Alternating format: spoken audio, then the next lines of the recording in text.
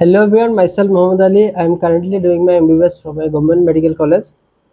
तो आज हम स्टार्ट किया था हम लोगों ने क्या cell the unit of life, उसका पहला लेक्चर हो चुका है। अभी हम लोग है लेक्चर नंबर 2 में।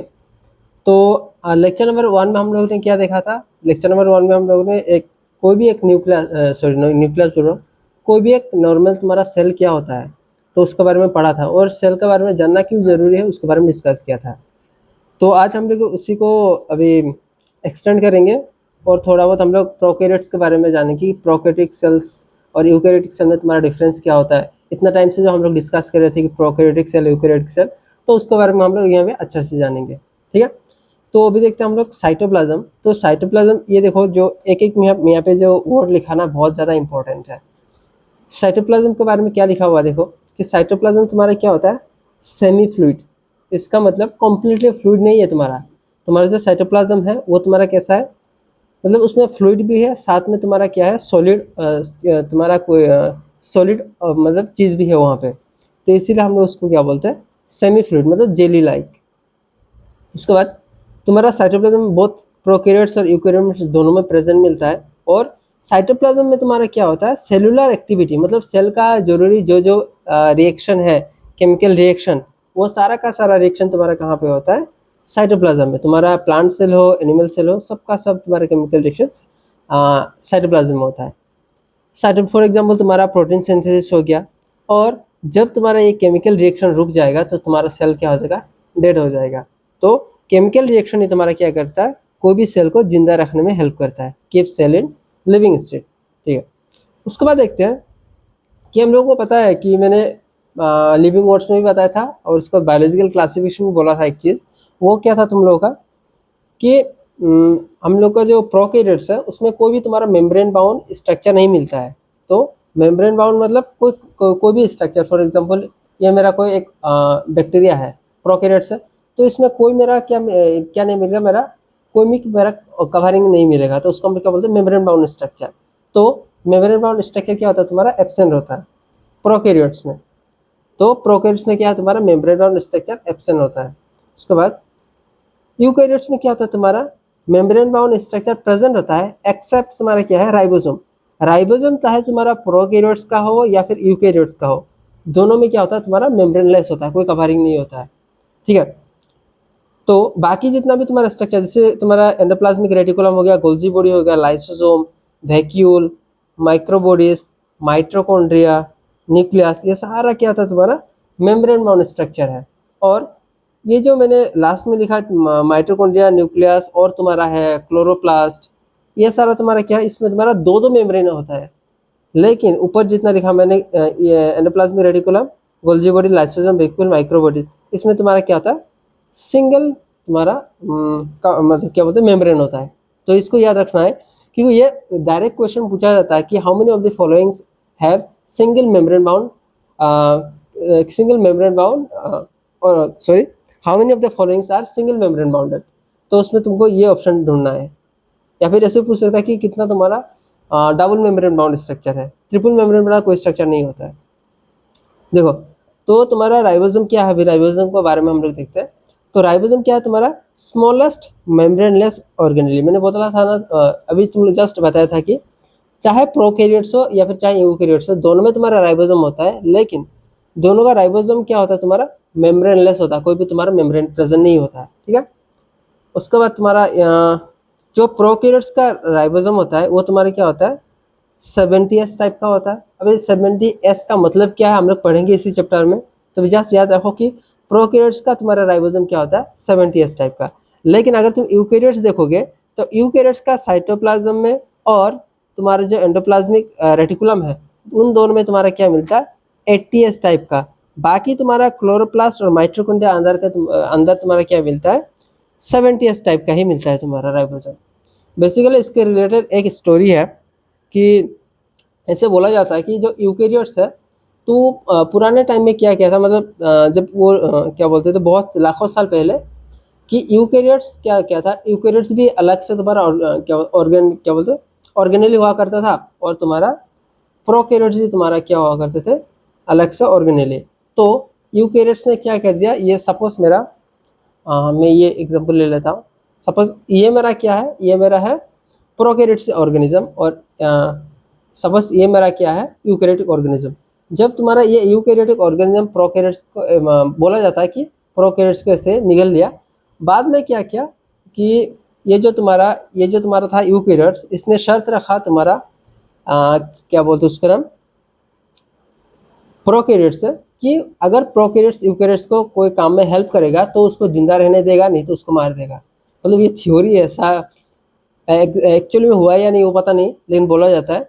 तो हाँ, थोड़ा बहुत तुम हिंट भी ले सकते हो, क्योंकि देखो तुम्हारा जो प्रोकैरियोट्स डायरेक्ट 70s है, और तुम्हारा यूकैरियोट्स के अंदर फिर तुमको मिल रहा है 70s। मतलब बोला जाता है कि माइटोकॉन्ड्रिया क्लोरोप्लास्ट को क्या किया था तुम्हारा क्लोरोप्लास्ट को यूकैरियोट्स ने क्या किया था तुम्हारा निगल लिया था। ठीक है, ओके। उसके बाद हम लोग का आता है सेंट्रोजोम। तो सेंट्रोजोम तुम्हारा बेसिकली क्या होता है, सेंट्रोजोम में तुम्हारा मैं बताता हूँ, जो तुम्हारा न्यूक्लियस रहता है ना, मैं दिखाता हूँ इधर।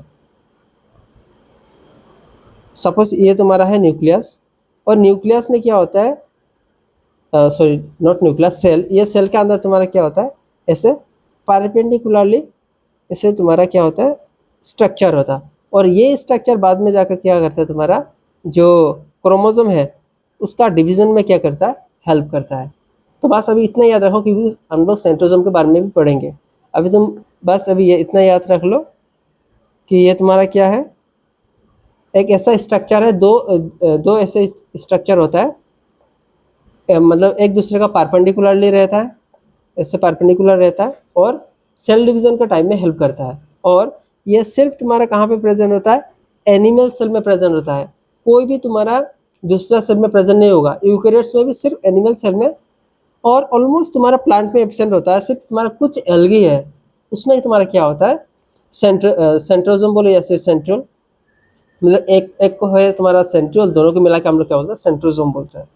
तो तुम्हारा क्या होता है, ये सेंट्रियोल प्रेजेंट होता है कुछ एल्गे में और तुम्हारा एनिमल सेल में। बाकी सारा प्लांट हो कुछ भी हो, सब में तुम्हारा क्या है, एब्सेंट है। और ये देखो सेल डिवीजन में हेल्प करता है। और सेंट्रियोल तुम्हारा ऐसा एक स्ट्रक्चर है जो कि क्या होता है तुम्हारा मेम्ब्रेनलेस, तो इसका कोई कवरिंग नहीं होता। मैंने जस्ट अभी बना के दिखाया था ना तुम्हारा, ये तुम्हारा सेल है और ये रहा तुम्हारा सेंट्रियोल। तो इसके चारों तरफ कोई भी मतलब मेम्ब्रेन नहीं होता, प्लाज्मा मेम्ब्रेन प्रेजेंट नहीं होता है, ये मेम्ब्रेनलेस होता है। तो ये इससे अच्छा से इसको ध्यान रखना, क्योंकि तुम्हारा क्वेश्चन ऐसे पूछ सकता है कि which of the following is membraneless. तो उसमें ऑप्शन हो सकता है तुम्हारा राइबोसोम, सेंट्रियोल। तो राइबोसोम भी तुम्हारा मेम्ब्रेनलेस होता है, और तुम्हारा सेंट्रियोल जो है वो भी तुम्हारा क्या होता है, मेम्ब्रेनलेस होता है। अभी कुछ हम लोग डिफरेंस देख लेते हैं, तुम्हारा प्रोकैरियोटिक सेल और यूकैरियोटिक सेल में डिफरेंस क्या होता है। तो तुम्हारा जो साइज है, तो वो तुम्हारा क्या होता है, प्रोकैरियोट्स का साइज छोटा होता है, यूकैरियोट्स का बड़ा होता है कंपेयर में। मल्टीप्लिकेशन मतलब एक से दो सेल सबसे ज़्यादा फास्ट किस्म होता है तुम्हारा, ये पता था तुमको। एक बात याद रखना, कोई भी ऑर्गेनिज्म जितना छोटा होता है ना, तो उसका मल्टीप्लिकेशन उतना ही फास्ट होता है। तो क्योंकि तुम्हारा प्रोकैरियोट छोटा है, तो ये इसी वजह से तुम्हारा क्या होता है, ये मल्टीप्लिकेशन फास्ट है, और यूकैरियोट में तुम्हारा क्या रिलेटिवली इसका स्लो है। और न्यूक्लियोलास मेम्ब्रेन, न्यूक्लियोलास क्या है पढ़ेंगे हम लोग। बस ऐसे याद रखो कि जो तुम्हारा न्यूक्लियस होता है ना, तो न्यूक्लियस का अंदर तुम्हारा एक ब्लैक सा एक ऐसा स्ट्रक्चर रहता है, जहाँ पे सबसे ज़्यादा तुम्हारा क्या रहता है, वहाँ पे क्या बोलते हैं, राइबोसोम प्रेजेंट होता है, जिसमें तुम्हारा क्या होता है, प्रोटीन का सिंथेसिस होता है। तो उसको हम लोग बोलते हैं न्यूक्लियोलास। पढ़ेंगे क्या होता है न्यूक्लियोलास। बस याद रखो कि न्यूक्लियोलास और न्यूक्लियर मेम्ब्रेन, एक बात रखो, कोई भी मेम्ब्रेन और स्ट्रक्चर मैंने बोला था एब्सेंट होता है, तो प्रोकैरियोट्स में ये एब्सेंट है, यूकैरियोट्स में present. Well defined nucleus obviously absent होगा, क्योंकि न्यूक्लियस में तुम्हारा मेम्ब्रेन चाहिए, तो प्रोकैरियोट्स में कोई न्यूक्लियस नहीं होता है, यूकैरियोट्स में प्रेजेंट।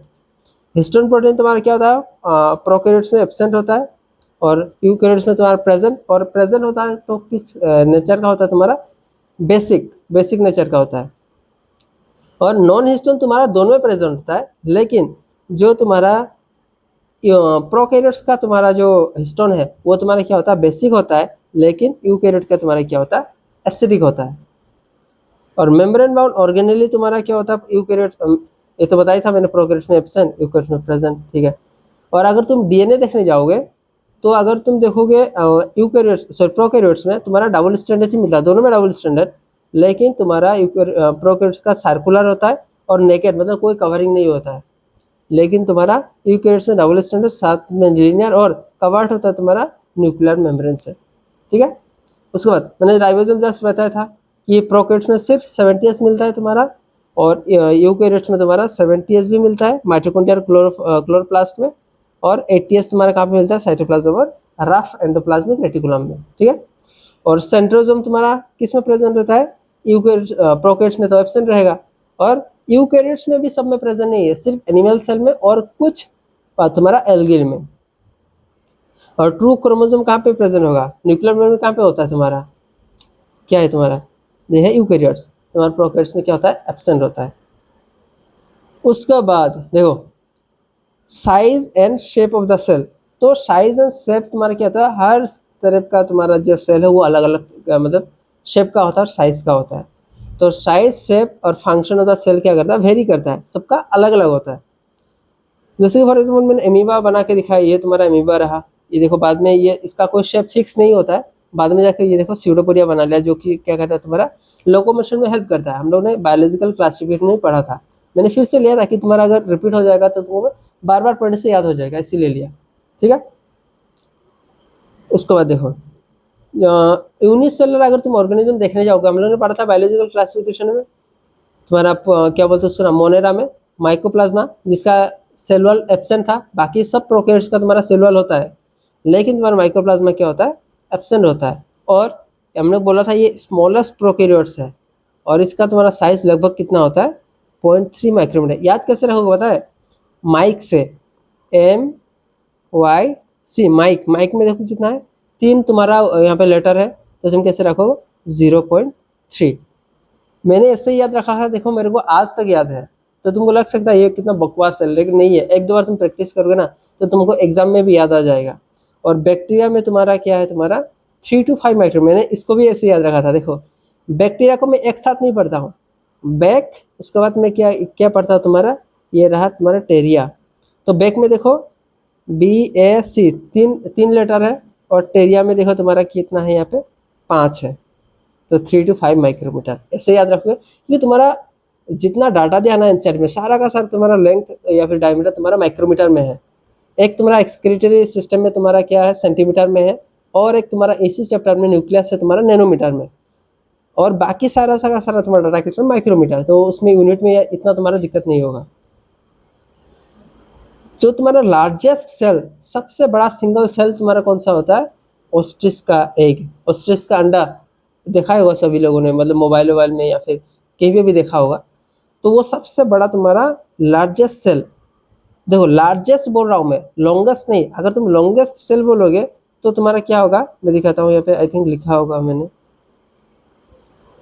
हाँ। तो लॉन्गेस्ट अगर सेल बोलूंगा तो तुम्हारा नर्व का सेल है, लेकिन लार्जेस्ट तुम्हारा कौन सा है, तुम्हारा वो है तुम्हारा ऑस्ट्रिच का एग। उसके बाद अगर तुम देखोगे मल्टीसेलुलर ऑर्गेनिज्म में, तो मल्टीसेलुलर ऑर्गेनिज्म में तुम्हारा राइबोसोम का डायमीटर कितना होता है, 7 माइक्रोमीटर, ये याद रखना। राइबोसोम का कितना होता है तुम्हारा, 7। उसके बाद हाँ, जो तुम्हारा शेप है ना, तो शेप तुम्हारा इरेगुलर शेप, कुछ भी शेप हो सकता है सेल का, या फिर तुम्हारा डिक्स लाइक हो सकता है, ऐसा डिक्स जैसा हो सकता है। उसके बाद तुम्हारा और क्या हो सकता है, क्यूबोइडल भी हो सकता है, क्यूब लाइक तुम्हारा सेल का शेप हो सकता है, और कोलुमनार भी हो सकता है, मतलब ऐसे इस तरीके का, ठीक है। हम पढ़ेंगे क्या क्या होता है। उसके बाद प्रोकैरियोटिक सेल, प्रोकैरियोटिक सेल में कौन कौन सा आता है, तुम्हारा बैक्टीरिया हो गया, blue green algae, mycoplasma, PPLO, PPLO का एक्चुअली तुम्हारा पीपीएलओ और माइकोप्लाज्मा सेम ही है, डिफरेंस ऐसा कुछ नहीं है। प्लूरो न्यूमोनिया लाइक ऑर्गेनिज्म मैंने बताया था, फुल फॉर्म याद रखना। और माइकोप्लाज्मा और पीपीएलओ दोनों में तुम्हारा सेल वॉल एब्सेंट, क्योंकि माइकोप्लाज्मा और पीपीएलओ सेम है। और ये मैंने क्या बताया था तुम लोग को, कहाँ पे तुम्हारा जो बायोलॉजिकल क्लासिफिकेशन में और लिविंग ऑर्ड्स में, कि तुम्हारा पीपीएलओ सबसे पहले कहाँ से आइसोलेट किया था, pleural fluid of the cattle, cattle का जो लंग्स है उसका प्लूरा से हम लोग ने क्या निकाला था, तुम्हारा पीपीएलओ, और वहाँ पे तुम्हारा क्या कॉज कर रहा था, न्यूमोनिया कॉज कर रहा था, इसलिए हम लोग इसको क्या बोलते हैं, pleuro pneumonia like organism, PPLO, ठीक है। उसके बाद शेप ऑफ बैक्टीरिया, तो बैक्टीरिया तुम्हारा ओनली 4 टाइप्स का होता है, सॉरी ये 4 नहीं, ये 4, तो ओनली 4 टाइप का होता है। एक तो तुम्हारा स्फेरिकल, जिसको हम लोग क्या बोलते हैं, कोकस बोलते हैं, उसके बाद तुम्हारा और कौन सा ऐसा है, रॉड शेप का हम लोग क्या बोलते हैं, बेसिलास, ये तुरंत अभी याद कर लो। और कोमा शेप होता है उसको हम लोग क्या बोलते हैं, विब्रियो। और तुम्हारा जो स्पाइरल शेप होता है ना, तो स्पाइरल शेप को हम लोग क्या बोलते हैं, स्पाइरलम, स्पाइरलम। ठीक है, ये तुम्हारा 4 तरीके का शेप होता है बैक्टीरिया का। उसके बाद ऑर्गेनाइज, देखो ये सेंटेंस एक है बहुत ज़्यादा इंपॉर्टेंट है। देखो ऑर्गेनाइजेशन ऑफ, ये हम लोग जब नीट दिया था ना, तुम लोगों को भी आ सकता है मॉक टेस्ट में उसमें, या फिर नीट में भी आ सकता है कि ऑर्गेनाइजेशन ऑफ प्रोकैरियोट्स क्या होता है, सिमिलर। इसका मतलब क्या है कि तुम कोई भी अगर तुम प्रोकैरियोट्स देखोगे तो तुमको वही यूनिसेलुलर दिखेगा, सेल मेम्ब्रेन तुम्हारा प्रेजेंट दिखेगा, राइबोसोम दिखेगा, और तुम्हारा डीएनए में भी दिखेगा, डबल स्टैंडर्ड सर्कुलर होगा, और सेलुलर होगा तुम्हारा एक्सेप्ट माइक्रोप्लाज्मा। तो ये देखो तुम्हारा सब में तुम्हारा ये स्ट्रक्चर मिलेगा, ये सारा जो स्ट्रक्चर मैंने बताया सारा का सारा प्रोकैरियोट्स में मिलेगा। उसके बावजूद भी तुम्हारा क्या होता है, शेप और फंक्शन क्या होता है, मतलब अलग अलग तुम्हारा ऑर्गेनिज्म का यूनिसेलुलर मतलब प्रोकैरियोट्स अलग अलग होता है। क्यों? क्योंकि उसका शेप और फंक्शन अलग होता है। स्टेटमेंट का मतलब समझ आया? ये बोल रहा कि सारा का सारा प्रोकैरियोट जो है तुम्हारा, वो तुम्हारा क्या है, स्ट्रक्चर सेम है, लेकिन वो तुम्हारा एक दूसरे से अलग होता है। क्यों? क्योंकि तुम्हारा शेप और फंक्शन अलग होता है। तो ये है, तो एसर्शन होगा तुम्हारा कि organization of prokaryotes similar. Reason क्या है, सिमिलर, बट वो एक दूसरे से वेरी करता है। रीजन क्या है तुम्हारा कि शेप और फंक्शन सबका अलग अलग होता है, इसीलिए एक दूसरे से तुम्हारा वेरी करता है। चार्ज है ना, ओके है, देखना पड़ता है भाई, पता चला लास्ट में रिकॉर्ड करने के बाद कि वो साउंडिंग चला गया फिर। ठीक है, अभी देखते हैं हम लोग स्ट्रक्चर ऑफ प्रोकैरियोट्स का, एक स्ट्रक्चर देखते हैं। और सबसे पहले हम लोग यूकैरियोट्स सॉरी प्रोकैरियोट्स जो है उसका हम लोग देखेंगे प्लाज्मिड। तो प्लाज्मिड होता क्या, तुम लोगों ने सुना होगा प्लाज्मिड। तो प्लाज्मिड होता क्या, प्लाज्मिड भी तुम्हारा क्या है, डीएनए जैसा ही है। समझ लो तुम्हारा क्या है, डीएनए ही है। तो एक तो तुम्हारा होता है मेन डीएनए, तो उसको हम लोग क्या बोलते हैं, जो कि तुम्हारा पूरा सेल को कंट्रोल करेगा, वो है तुम्हारा double stranded circular naked DNA जो होता है। नहीं, उसको हम लोग न्यूक्लियर डीएनए या फिर क्रोमोसोमल या फिर जीनोमिक डीएनए बोलते हैं। लेकिन उसके अलावा जो तुम्हारा सर्कुलर डीएनए होता है उसको हम लोग बोलते हैं प्लाज्मिड। ये तुम्हारा मोस्ट ऑफ द बैक्टीरिया में प्रेजेंट होता है, सब में नहीं। उसके बाद इसी को, क्योंकि ये तुम्हारा मेन डीएनए नहीं है, जो तुम्हारा प्लाज्मिड है वो तुम्हारा मेन डीएनए नहीं है, इसीलिए हम लोग इसको क्या बोलते हैं, एक्स्ट्रा न्यूक्लियर डीएनए या फिर एक्स्ट्रा क्रोमोसोमल डीएनए या फिर एक्स्ट्रा जीनोमिक डीएनए। ठीक है, और ये तुम्हारा प्लाज्मिड स्मॉलर होता है, ये इससे क्या बोलते हैं, जो तुम्हारा जीनोमिक डीएनए उसके कंपेयर में। और ये तुम्हारा डबल स्टैंडर्ड सर्कुलर डीएनए होता है, और ये एंटीबायोटिक रेजिस्टेंट जीन बनाता है इसको, ये तुम्हारा एंटीबायोटिक रेजिस्टेंट जीन बनाता है। और ये क्या करता है, तुम्हारा ट्रांसफॉर्मेशन ऑफ द क्या बोलते हैं फॉरेन डीएनए में हेल्प करता है। ट्रांसफॉर्मेशन मतलब तुम्हारा एक सेल को, मतलब ये बोल रहा है कि तुम्हारा जिस सेल में तुम्हारा प्लाज्मिड नहीं है, तो तुम उस सेल में प्लाज्मिड को ट्रांसफर कर पाओगे, और जो तुम्हारा कैरेक्टर जिसमें प्रेजेंट था प्लाज्मिड रहने के लिए, जिसमें प्रेजेंट होता है, तो उसमें कुछ जो कैरेक्टर होता है, अगर तुम ट्रांसफर भी करोगे दूसरा सेल में, तो वो कैरेक्टर तुम्हारा क्या होगा, जो दूसरा सेल है उसमें भी तुम्हारा वो दिखेगा। ठीक है, और ये तुम्हारा एंटीबायोटिक रेजिस्टेंस जीन जो तुम्हारा दे रहा है कौन, क्या नाम था, प्लाज्मिड। और ये प्रोवाइड करता है तुम्हारा फिनोटाइपिक कैरेक्टर, मतलब तुम्हारा क्या करता है, फिजिकल अपीयरेंस देता है बैक्टीरिया को इन एंटीबायोटिक कंटेनिंग मीडिया, मतलब एंटीबायोटिक से बचाने में हेल्प करता है। क्योंकि एंटीबायोटिक क्या करता है, तुम्हारा बैक्टीरिया को मार देता है। तो जो तुम्हारा प्लाज्मिड है, तो ये करता है कि कुछ स्पेसिफिक तुम्हारा एंटीबायोटिक से खुद को बचा लेता है। और ओनली किसके लिए बचा पाता है, प्लाज्मिड। अगर प्लाज्मिड नहीं है तो वो एंटीबायोटिक से नहीं बचा पाएगा खुद को, ये बात याद रखना। अभी और स्ट्रक्चर होता है, एक तो हम लोग पढ़ लिया कि हाँ प्लाज्मिड भी प्रेजेंट होता है तुम्हारा प्रोकैरियोट्स में। और एक स्ट्रक्चर होता है तुम्हारा, वो है तुम्हारा कौन सा, इंक्लूजन बॉडी। तो इंक्लूजन बॉडी तुम्हारा किस में होता है, साइटोप्लाज्म में, और ओनली प्रोकैरियोट्स में मिलता है तुम्हारा, और इसमें भी मेम्ब्रेन नहीं होता। देखो तो तुम्हारा सेंट्रियोल मेम्ब्रेनलेस है, राइबोसोम मेम्ब्रेनलेस है। मतलब मैं ये क्यों बोला हूँ, मतलब जितना तुम्हारा प्रोकैरियोट्स में सारा का सारा स्ट्रक्चर तुम्हारा मेम्ब्रेनलेस ही होता है। तो ये भी इंक्लूजन बॉडी तुम्हारा अगर प्रोकैरियोट्स में है तो ये भी मेम्ब्रेनलेस होगा तुम्हारा। और स्टोर करता क्यों, क्या तुम्हारा रिजर्व मटेरियल। तो इंक्लूजन बॉडी का काम क्या है कि कोई भी चीज़ हम लोग उसको स्टोर करने में हेल्प करते हैं। जैसे कि तुम्हारा क्या बोलते हैं, एग्जाम्पल है कि फॉस्फेट ग्रेन्यूल हो गया, ग्लाइकोजन ग्रेन्यूल। तुमको ये क्वेश्चन पूछ सकता है, which of the following are the inclusion body, example of inclusion body. तो phosphate granule, glycogen granule, cyanophycin granule, cyanophycin granule तुम्हारा क्या स्टोर करता है, प्रोटीन, ये याद रखना। और गैस वैक्यूल भी तुम्हारा क्या है, इंक्लूजन बॉडी है। और गैस वैक्यूल का काम क्या है, तुम्हारा स्टोर करता है एयर, और इसका वजह से ये क्या करता है, तुम्हारा बॉयंसी प्रोवाइड करता है और इसका फ्लोट कर पाता है।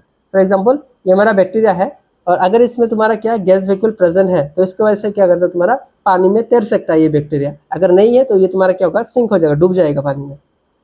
और क्यों तुम्हारा नहीं डूबता है, बायोन्सी किस लिए ऐसा, तुम्हारा ओनली फॉर तुम्हारा गैस वैक्यूल की वजह से।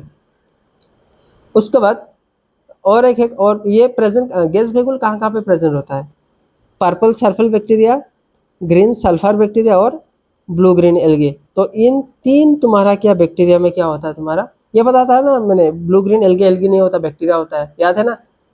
ये तीन बैक्टीरिया में तुम्हारा क्या होता है, गैस वैक्यूल प्रेजेंट होता है। तो ये भी तुम्हारा क्वेश्चन आ सकता है कि which of the in which of the following gas vacuole present. तो क्या होगा तुम्हारा, purple sulphur bacteria, green sulphur bacteria और ब्लू ग्रीन एल्गे। तो ये इंक्लूजन बॉडी तुमको समझ आ रहा है ना, इंक्लूजन बॉडी होता क्या है। मतलब देखो मैं बताता हूँ इंक्लूजन बॉडी नॉर्मल होता है क्या। अगर तुम कोई भी स्ट्रक्चर को तुम क्या साइटोप्लाज्म में रख दोगे तो वो क्या हो जाएगा तुम्हारा, क्योंकि साइटोप्लाज्म में तो मतलब वाटरी सब्सटेंस है, तो घुल मिल जाएगा ना, सबके साथ मिक्स हो जाएगा।